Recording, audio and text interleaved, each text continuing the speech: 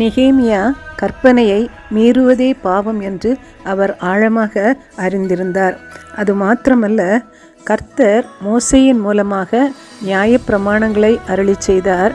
இஸ்ரவேல் ஜனங்களை எகிப்திலிருந்து மீட்டு கொண்டு வந்து அவர் இஸ்ரவேல் தேசத்திலே தன்னுடைய சொந்த ஜனமாக நிலைநாட்டின பொழுது அது பூமியின் ஒரு மைய பகுதி. எனவே அங்கே இருந்து உலகம் முழுவதும் தேவ ஆளுகை, தேவ பிரசன்னம் ஊடுருவி செல்லும்படியாக அந்த ஜனங்களுக்கு தானே மோசேக்கு நேரடியாக இந்த நியாய பிரமாணங்களை கற்பித்து கொடுத்தார்.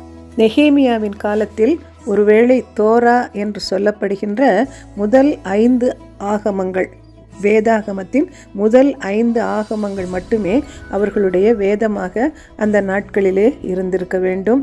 ஒருவேளை எல்லோருக்கும் அந்த தோரா கரங்களிலே இருந்திருக்க முடியாது.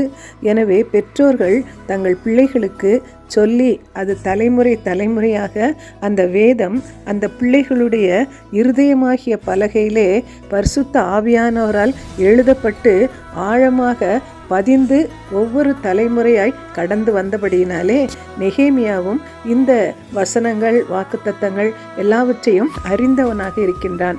நாமும் ஒவ்வொரு முறையும் ஜெபிக்கும் பொழுது தேவனுடைய வாக்குத்தத்தங்களை நம்முடைய இருதயத்திலே ஆழமாய் விசுவாசித்தவர்களாக அந்த வாக்குத்தத்தங்களை அறிக்கை செய்து, வாக்குத்தத்தம் செய்தவர் உண்மையுள்ளவர், வாக்கு மாறாதவர், அவர் வாக்குத்தத்தத்தின்படியே செய்வார் என்ற ஒரு ஆழமான விசுவாசத்தோடு நாமும் ஜெபிக்க வேண்டியவர்களாக இருக்கின்றோம். நெகேமியா இங்கே அப்படியாக மோசேக்கு ஆண்டவர் கொடுத்த வாக்குத்தத்தங்களை அவன் அறிக்கையிட்டு ஜெபிக்கின்றான். உபாகமம் 30:1-4 மோசே எப்படி வாக்குத்தத்தங்களை சொல்லி ஜெபித்தாரோ அதே விதமாக நெகேமியாவும் இங்கே ஜெபிக்கின்றார். நான் உனக்கு முன்பாக வைத்த ஆசீர்வாதமும் சாபமுமாகிய இந்த காரியங்கள் எல்லாம் உன்மேல் வரும்போது நீ உன் தேவனாகிய கர்த்தரால் துரத்திவிடப்பட்டு எல்லா ஜாதிகளிடத்திலும் போயிருக்கும்போது நீ உன் இருதயத்திலே சிந்தனை செய்து உன் தேவனாகிய கர்த்தரிடத்திற்கே திரும்பி இன்று நான் உனக்கு கற்பிக்கிறபடியெல்லாம் நீயும் உன் பிள்ளைகளும் உங்கள் முழு இருதயத்தோடும் உங்கள் முழு ஆத்மாவோடும் அவருடைய சத்தத்துக்கு செவி கொடுத்தால் உன் தேவனாகிய கர்த்தர் உன் சிறையிருப்பை திருப்பி உனக்கு இறங்கி உன் தேவனாகிய கர்த்தர் உன்னை சிதற அடித்த எல்லா ஜனங்களிடத்திலும் இருக்கிற உன்னை திரும்ப சேர்த்து கொள்ளுவார்.